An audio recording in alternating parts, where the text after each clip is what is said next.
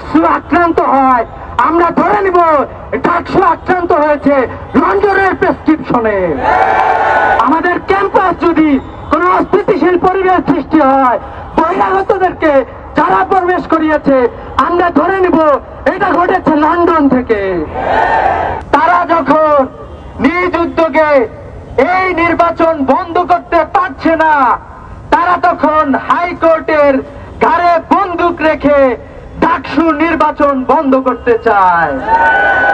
আমরা হাইকোর্টের বিচারকদেরকে বলতে চাই, আপনারা দেখেছেন বিগত সময়ে বাংলাদেশে এমন বিচারপতি তৈরি হয়েছিল যারা বলতো, যারা স্কাইপের মাধ্যমে পরামর্শ করে চক্রান্ত করে বিচার ব্যবস্থাকে কলঙ্কিত করেছিল, যারা বিগত 16 বছরে ফ্যাসিবাদকে বাংলাদেশে স্টাবলিশ করেছে।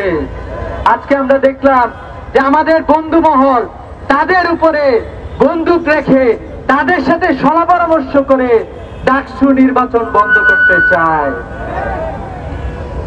আমরা আরো দেখতেছি আজকেই ঢাকা বিশ্ববিদ্যালয়ের পরিবেশ নষ্ট করার জন্য ছাত্রদল ক্যাম্পাসে বহিরাগতদের নিয়ে মিছিল করেছে। আমরা পূর্বে দেখেছি রোকে হলে ছাত্রদল ছাত্রীদের উপরে হামলা করেছে, শামসুল নাহার হলে হামলা করেছে, বুয়েটে আমাদের বোন সনিকে হত্যা করেছে। আমরা দেখলাম প্রায় ৪৪টার মতো ধর্ষণের খবর পত্র পত্রিকায় এসেছে। আরো অসংখ্য নারী ধর্ষণের শিকার হয়েছে। সবাই আদালতে যাইতে পারে নাই, সবাই মুখ খুলতে পারে নাই। আপনারা এখনো ক্ষমতার কাছাকাছি যান নাই। এখন থেকে যে ধর্ষণ শুরু করেছেন, বাংলাদেশের ছাত্র সমাজ আপনাদেরকে সেই আস্থা করে আপনাদেরকে নিক্ষিপ্ত করে ছাড়বে। আমরা শুনেছি বিশ্ববিদ্যালয়ের প্রশাসনের সাথে লন্ডন থেকে সম্পর্ক মেনটেন করা হচ্ছে।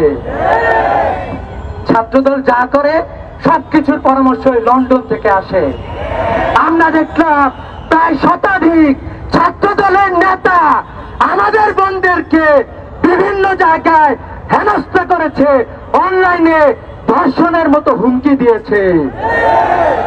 আমরা বলতে চাই এই প্রত্যেকটা দায়ভার যিনি দিচ্ছেন তাকে দায়ভার নিতে হবে। ক্যাম্পাসে একটি অস্থিতিশীল পরিবেশ করার জন্য বাইরে থেকে ষড়যন্ত্র করছেন। ছাত্র সমাজ সবকিছু বুঝে, সবকিছু জানে।